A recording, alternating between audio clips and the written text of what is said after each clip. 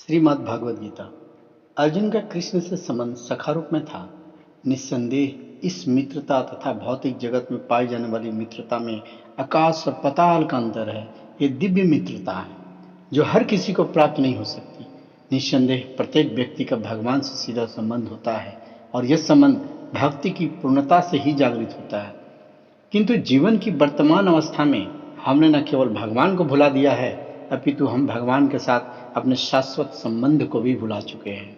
लाखों करोड़ों जीवों में से प्रत्येक जीव का भगवान के साथ नित्य विशिष्ट संबंध है।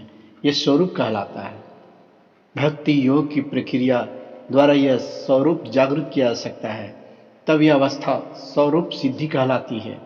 यह स्वरूप की अर्थात स्वाभाविक तथा मूलभूत स्थिति की पूर्णता कहलाती है।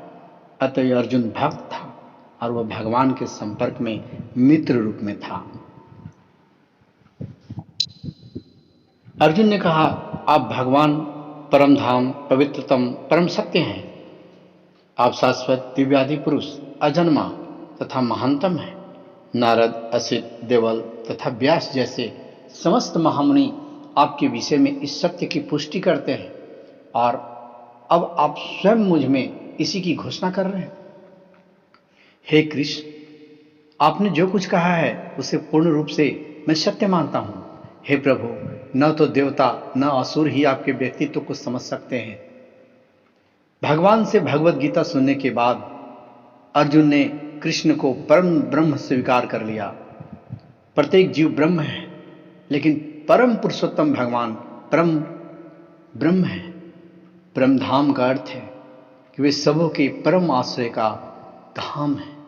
पवित्रतम का अर्थ है कि वे शुद्ध हैं, भौतिक कल्पमत से मुक्त हैं।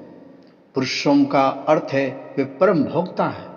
शाश्वतम का अर्थात आदि सनातन, दिव्यम अर्थात दिव्य, आदि देवम भगवान अजन्मा तथा विभु अर्थात महानतम है। कोई यह सोच सकता है, क्योंकि कृष्ण अर्जुन के मित्र थे, अतः अर्जुन यह सब चटुकारता के रूप में कह रहा था।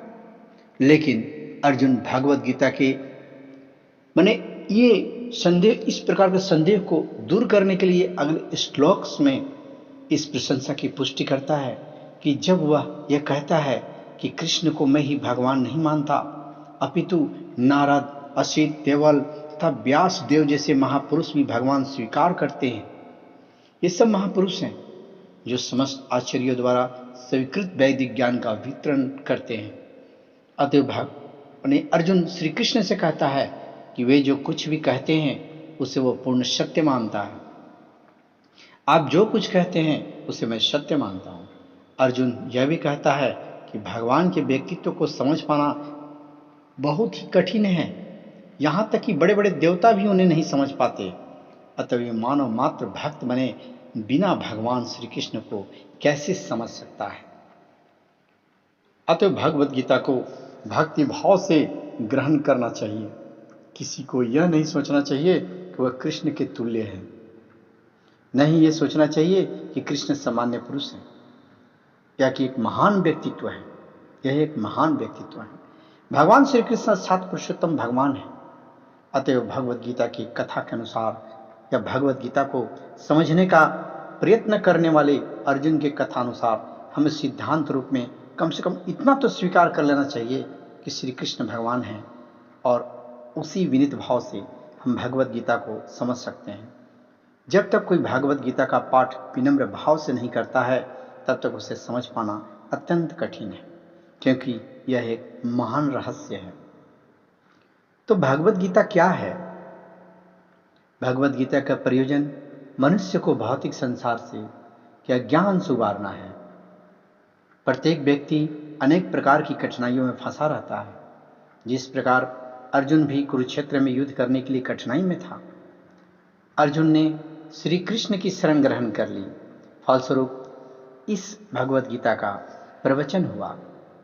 केवल अर्जुन वरन हम में से प्रत्येक व्यक्ति इस भौतिक अस्तित्व के कारण चिंताओं से पूर्ण है। हमारा अस्तित्व ही अनस्तित्व के परिवेश में है। वस्तुतः हमें अनस्तित्व से भयभीत नहीं होना चाहिए। हमारा अस्तित्व सनातन है, लेकिन हम किसी न किसी कारण से असत में डाल दिए गए हैं। असत का अर्थ उससे है जिसका अस्तित्व नहीं है। कष्ट भोगने वाले अनेक मनुष्यों में केवल कुछ ही ऐसे हैं जो वास्तव में यह जानने की जिज्ञासु हैं कि वे क्या हैं, वे इस विषम स्थिति में क्यों डाल दिए गए हैं, आदि आदि। जब तक मनुष्य को अपने कष्टों के विषय में जिज्ञासा नहीं होती, जब तक उसे यह अनुभूति नहीं होती, वह कष्ट भोगना नहीं अपितु सारे कष्टों का हल ढूंढना चाहता है, तब तक उसे सिद्ध मानव नहीं समझना चाहिए। मानवता तभी शुरू होती है जब मन में इस प्रकार की जिज्ञासा उदित होती है। ब्रह्म सूत्र में इस जिज्ञासा को ब्रह्म जिज्ञासा कहा गया है। मनुष्य के सारे कार्यकल्प असफल माने जाने चाहिए यदि वह ब्रह्म के स्वभाव के विषय में जिज्ञासा न करे। अतः जो लोग यह प्रश्न करना शुरू कर देते हैं कि वे क्यों कष्ट उठा रहे हैं या वे कहां से आए हैं, मृत्यु के बाद कहां जाएंगे, वही भगवद गीता को समझने के सुपात्र विद्यार्थी हैं। निष्ठावान विद्यार्थी में भगवान के प्रति आदर भाव भी होना चाहिए।